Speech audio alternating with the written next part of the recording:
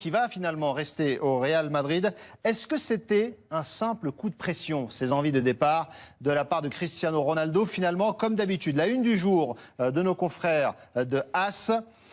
Est-ce que c'était un simple coup de pression? Le plan A3, et vous me répondez.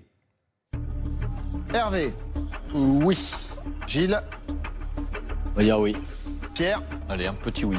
Un petit oui, on va dire oui. Oui, c'est pas... Pourquoi un petit oui, Pierre? Non, mais oui, parce qu'on a tous vu venir un peu le coup. On se doutait bien que le Real allait pas flancher comme ça face à Cristiano, que Cristiano partirait pas non plus aussi facilement du Real après une seule déclaration.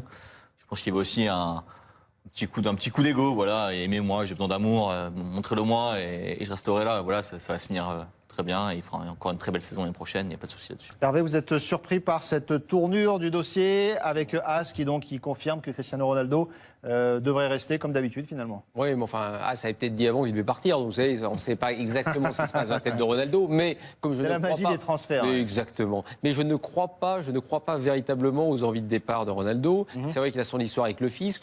C'est peut-être un moyen aussi de récupérer un petit peu d'argent sur un futur deal, parce qu'on ne sait jamais, tout est possible. Et je vois bien donc Ronaldo rester. À une certaine époque, j'aurais pu m'interroger. Aujourd'hui, je crois que ça y est, tout est apaisé. Enfin, tout est apaisé. Ça va dépendre de l'argent qu'on va donner, évidemment. Et puis voilà, c'est une manière aussi, c'est pas la première fois qu'il le fait, ne l'oublions pas.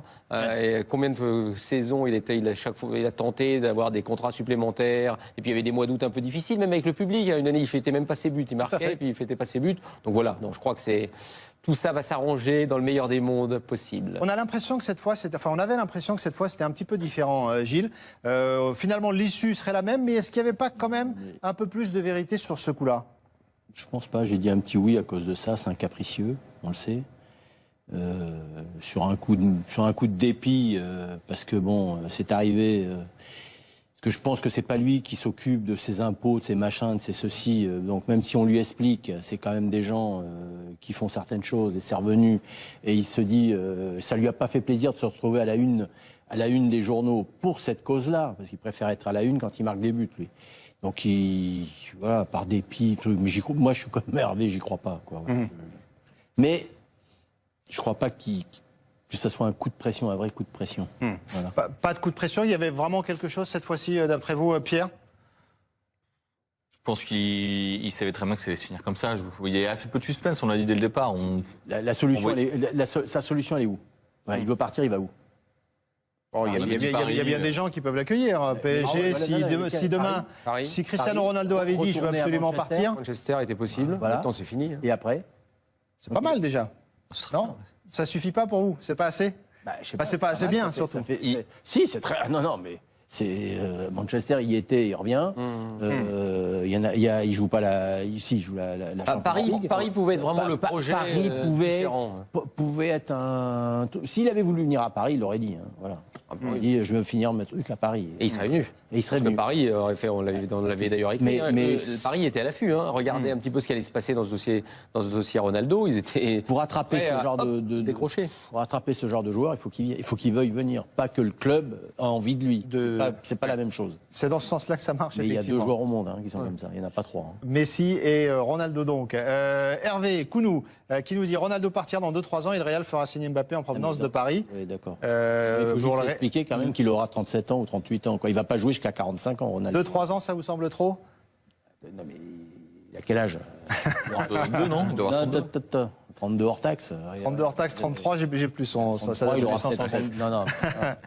Ça, c'est pour Cristiano Ronaldo, qui donc faisait la une de nos confrères de AS.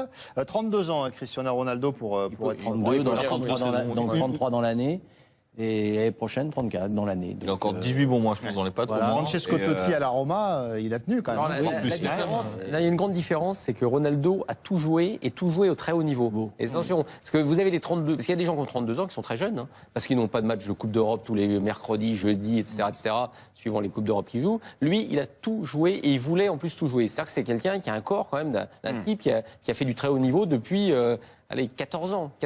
Maintenant, il a un truc pour lui que très peu de joueurs ont, même des joueurs de très haut niveau, c'est une hygiène de vie, une capacité à travailler qui est phénoménale, incroyable, tout à fait incroyable. Donc ça, cette hygiène-là, au bout d'un moment, ça vous aide quand même à tenir longtemps. C'est un type Gilles, pour conclure. C'est un type qui prend beaucoup de vacances, parce que là, il est en vacances, mais il a bien raison, hein, et qui arrive toujours plus tard que les autres dans la saison. Qui se gère mieux finalement. Hein, et qui sait se gérer, et ça se voit au fil des années. Ça, c'est pour le dossier Cristiano Ronaldo, qui faisait donc la une de AS. Autre joueur qui fait énormément parler aujourd'hui du côté du Real Madrid, c'est James Rodriguez, le Colombien, qui lance un ultimatum à son club, le Real Madrid. Est-ce qu'il faut prendre au sérieux l'ultimatum de James Rodriguez? En gros...